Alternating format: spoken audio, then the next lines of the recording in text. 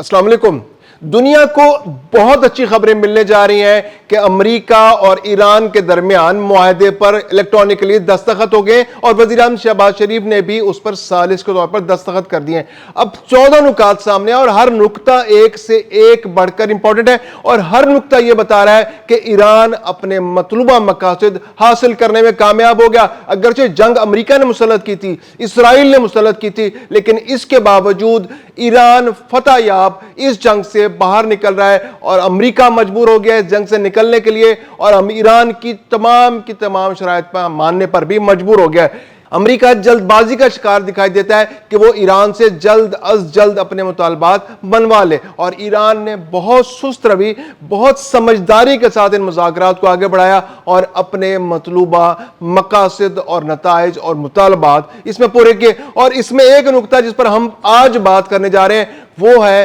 ایران کی بحالی۔ ایک بہت بڑا سوال ہے کیونکہ امریکہ نے اس پر تباہی مسلط کی، اسرائیل نے اس پر تباہی مسلط کی، ایک ایسی جنگ مسلط کی جس کا کوئی جواز موجود نہیں تھا، اور ایران میں تباہی کے مناظر ہر جانب بکھرے ہوئے، انفراسٹرکچر تباہ کیا گیا، گیس اور تیل کی تنصیبات کو تباہ کیا گیا، فوجی تنصیبات کو تباہ کیا، بحریہ کو نقصان پہنچایا گیا، اس کی تیل کی تجارت کو نقصان پہنچایا گیا، اس کو معاشی طور پر تنہا کر دیا گیا، پابندیوں کا شکار کر دیا گیا۔ اور یہ پابندیاں اس جنگ کی وجہ سے نہیں ہیں، یہ تو 1979 سے جب سے ایران کے اندر انقلاب آیا ہے جب سے پابندیاں ہیں، اور خاص طور پر اس کے بعد 2011 سے لے کر آج 2026 تک پچھلے 15 سال کے اندر تو ایران کو تقریباً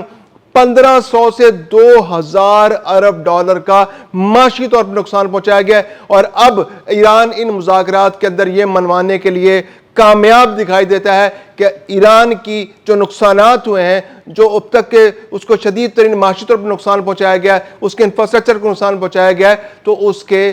بحالی کے لیے دنیا اس کی مدد کرے۔ تو 400 ارب ڈالر کے ہر جانے کا ایران نے دعویٰ کیا تھا کہ امریکہ اور اسرائیل یا جو بھی قوتیں ہیں وہ اس کو پے کریں۔ تو اب امریکہ 400 ارب ڈالر تو پے نہیں کر رہا، لیکن ایک تجویز سامنے آئی ہے اور وہ تجویز یہ ہے کہ 300 ارب ڈالر کا ایک بحالی اور سرمایہ کاری فنڈ بنایا جائے جو ایران کے اندر سرمایہ کاری کرے۔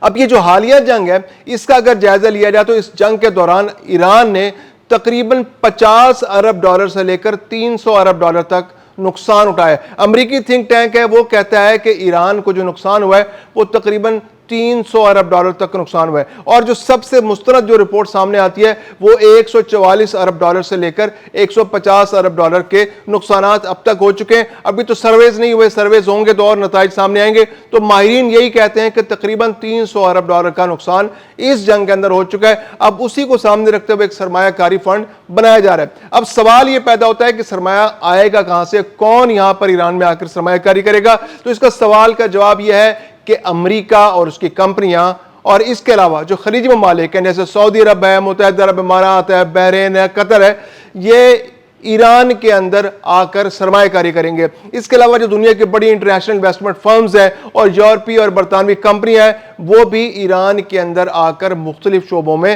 سرمایہ کاری کریں گے، اور ایران کی جو بحالی ہے اس کے پروسیس کا حصہ بنیں گے، کیونکہ ایران جو ہے پچھلے ایک سال کے اندر تو بہت زیادہ تباہی کا شکار ہے، اور اس سے پہلے بھی معاشی طور پر اس کو آئسولیٹ کر دیا گیا تھا، اس کو عالمی طور پر تنہائی کا شکار تھا، بینکنگ سسٹم سے وہ نکل گیا تھا، اس کی کرنسی ڈی ویلیو ہو گئی تھی، اس کی تیل کی تجارت نہیں ہونے دی جا رہی تھی، اس پر پابندیاں لگائی جاتی تھی، وہ ممالک جو ایران سے ٹریڈ کرتے تھے ان پر بھی پابندیاں لگائی جاتی تھی۔ تو اب آہستہ آہستہ اس سارے سلسلے کا خاتمہ ہونے جا رہا ہے۔ اب سوال یہ پیدا ہوتا ہے کہ آخر وہ کون سے شعبے ہیں کہ جن کے اندر ممکنہ طور پر یہ 300 ارب ڈالر کی سرمایہ کاری ہو سکتی ہے۔ متحدہ عرب امارات، امریکہ، جو خلیجی ممالک ہیں، سعودی عرب ہے، یہ قطر اور عرب جو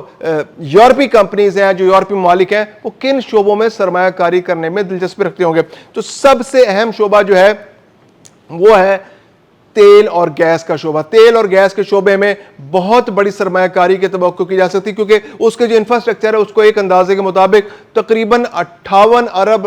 ڈالر کا نقصان ہو چکا ہے انفراسٹرکچر کو، جو تیل اور گیس کا صرف انفراسٹرکچر ہے۔ باقی میں اس کی بات نہیں کر رہا، انفراسٹرکچر کی بات نہیں کر رہا، کمیونیکیشن کے اس کی بات نہیں کر رہا، تو صرف تیل اور گیس کے شعبے میں 58 ارب ڈالر کا نقصان ہو چکا ہے۔ یہ تو وہ نقصان ہے جس کو ریکور کرنا ہے، جس کو مینڈ کرنا ہے، جس کی مرمت کرنی ہے، اس کی تعمیر کرنی ہے. اس کے علاوہ ایکسپلوریشن کا بہت سکوپ ہے. مختلف جو ایران کو روکا گیا تیل کی تجارت سے, گیس کی ایکسپورٹ سے, جس طرح سے روکا گیا, پابندیاں لگائی گئیں. صرف 2011 سے لے کر 2022 کا جو پہلا مرحلہ ہے جس کے اندر اس پر پابندیاں لگائی گئیں, تو اسی میں صرف 11 سال کے اندر تیل کے شعبے میں, صرف تیل کے شعبے میں $540 ارب کا ممکنہ نقصان جو ہے وہ ایران کو اٹھانا پڑا. تو اب یہ شعبے میں آئیں گے جو خلیجی ممالک آئیں گے, امریکہ خود آئے گا اور یورپی ممالک آئیں گے, تو ایران کے اس شعبے کو جو موجودہ انفراسٹرکچر ہے اس کو بحال کرنے میں $58 ارب ممکنہ طور پر لگیں گے. اور اس کے علاوہ جو شعبہ ہے اس کے اندر سرمایہ کاری ہوگی, ایکسپلوریشن کے اندر سرمایہ کاری ہوگی, پائپ لائنز بچھانے کے اندر سرمایہ کاری ہوگی, اور مزید انفراسٹرکچر کے حوالے سے سرمایہ کاری ہوگی. تو ایک بہت بڑا شعبہ ہے جو تیل اور گیس کا شعبہ ہے.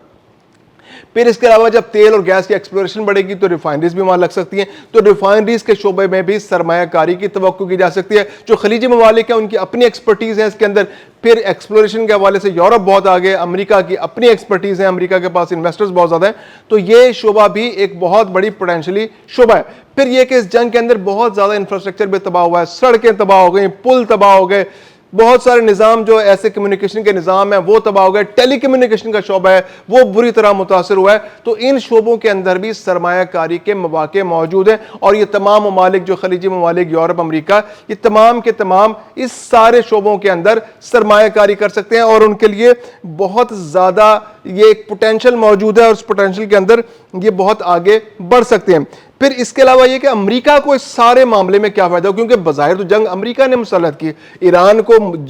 جنگ ڈالی, اسرائیل کے ساتھ آئے, اس کو تباہی کی اور سب کچھ کیا. تو ایران کے